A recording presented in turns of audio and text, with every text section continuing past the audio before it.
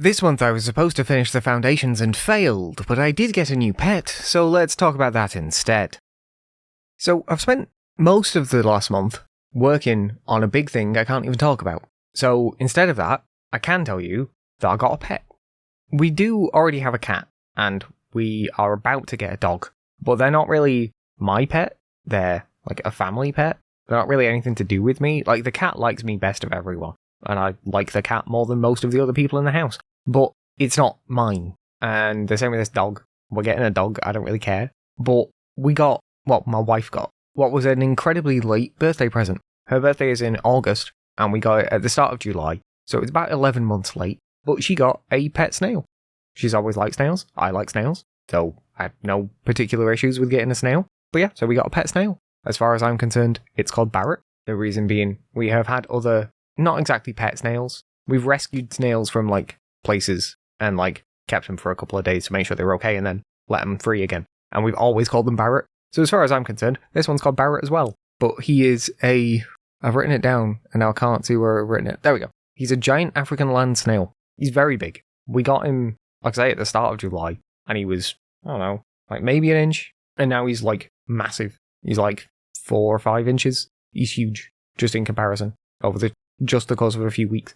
Doing this required us to go to loads of places we've never been before as well. I say loads, it was only one, but when we got him, he came in a cake tin, and I was like, well, he's going to grow out of that pretty quick, and also it's not a proper tank, so I wanted something a bit better. So we went to a exotic pet shop in Manchester. Turns out it wasn't that far away. The one we originally wanted to go to is one that we used to go to a lot, and then that one closed down 2 years ago and said it was moving and never did. It just never reopened. So we've got this other one, which is a bit more awkward to get to, but it's not too bad. So we went there and had a look round, and it was pretty cool. Like, I always just like pet shops anyway. It's a little bit awkward though, because there were spiders everywhere, and my wife, like, gets really upset by spiders. But we were there for about an hour. We would have spent longer, but they closed. So we were wandering around and we found the last one of these, like, small, not small, but like reasonable size tanks. And we couldn't get a bigger tank because the space we got was, like, basically that exact size. So we just had to get that one. It was still way bigger than what we got for him in the first place, than the cake tin he came in. We got him that tank, and we got him a little coconut to hide in, a food bowl, some moss, and some other little bits. And then we wandered around and looked at all the different stuff around. They had, like, snakes and spiders, like I already said, and, like, all sorts of lizards. And they also had free roaming lizards, because apparently a couple of them got loose years ago and then just live there now. So they just run around the place.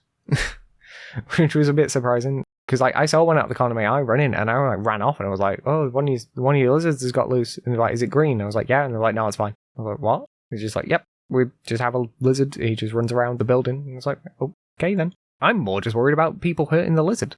So everything was fine with that. Bought all the stuff and brought it home and moved him into a new tank. And since then, he's gotten fucking huge. We just feed him eggshells, and he likes cucumber. We try him on different foods every now and again, but at the moment he really likes cucumber and lettuce, so that's mostly what he gets. We tried raspberries once, but he didn't touch them. I think he ate the strawberries.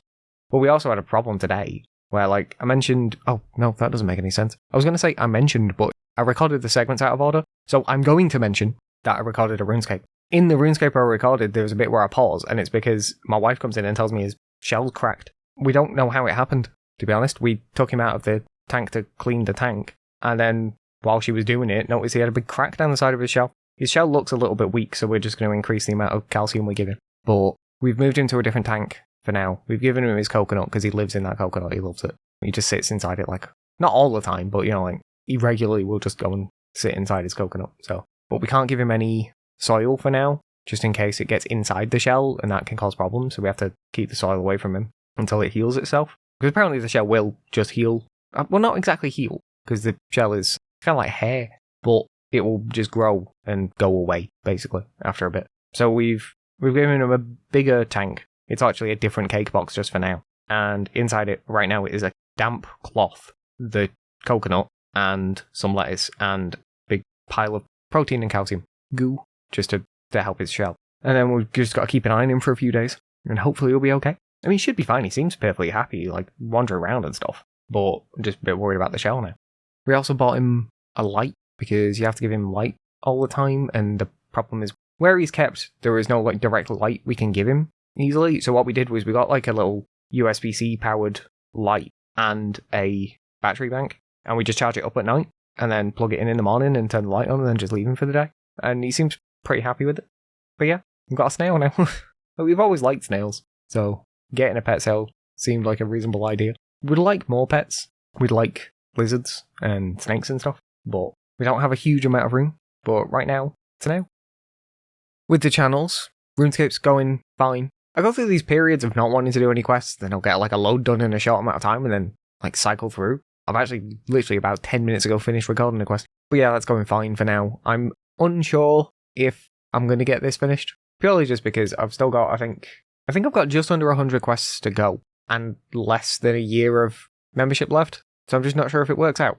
TikTok and Instagram are fine. Same as always, really. Did have a weird thing with my shorts on YouTube where they just completely crashed and now they just seem fine again. From the start of the month till about a week ago, I was getting like, maybe if I was lucky, 10 views. And then one of them just got 1,000 again, and then everything's back to normal. So I don't know what the fuck happened then, but whatever, we seem to be okay again now. The weirder thing is that in the time I was getting the least views, I gained the most subscribers. So I'll get more subscribers when no one was watching my videos than I do when people watch them. So maybe if I don't post, I'll get the most subscriptions of anyone in the world. But no, everything's going along fine. The reason I didn't bring up Yakuza yet is because I wanted to talk about that a bit more.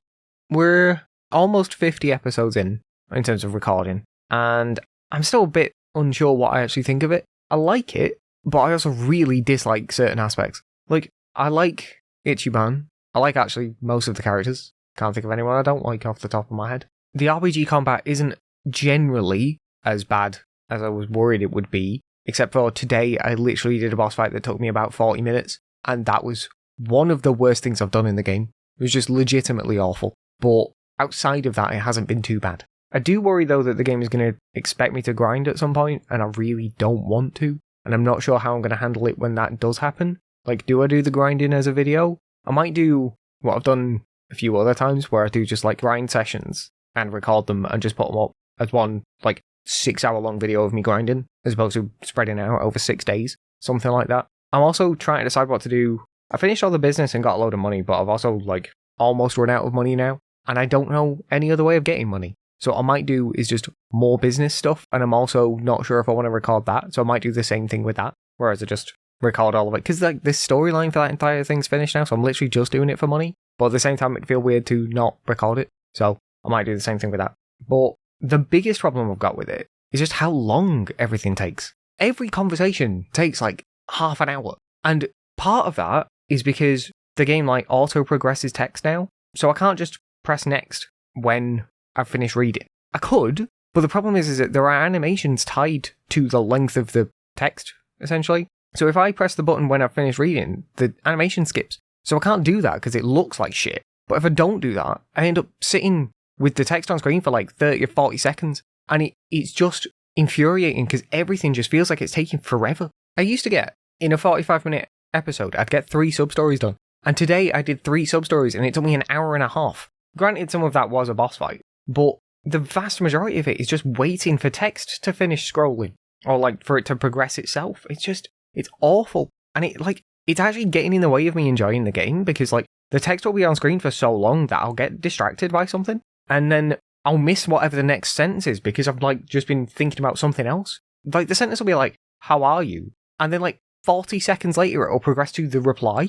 And I'm just like, it does not need this much time. Also, in a lot of cutscenes, they feel the need to reiterate things they've already said or things that have already happened, and I just find it really annoying. Because like, I already know all this. Even the characters we're talking to already know all this, so why are we talking about it again? Like, they used to do that thing where like someone would walk in and they go, "Oh, I need to tell you this thing," and then like, if you already knew it, it'd just pan to black and come back, and then that was it. It has done that a few times, but it doesn't do it as often as it should. I don't know. Like, I like a lot of it, but it just feels slow. It feels very slow.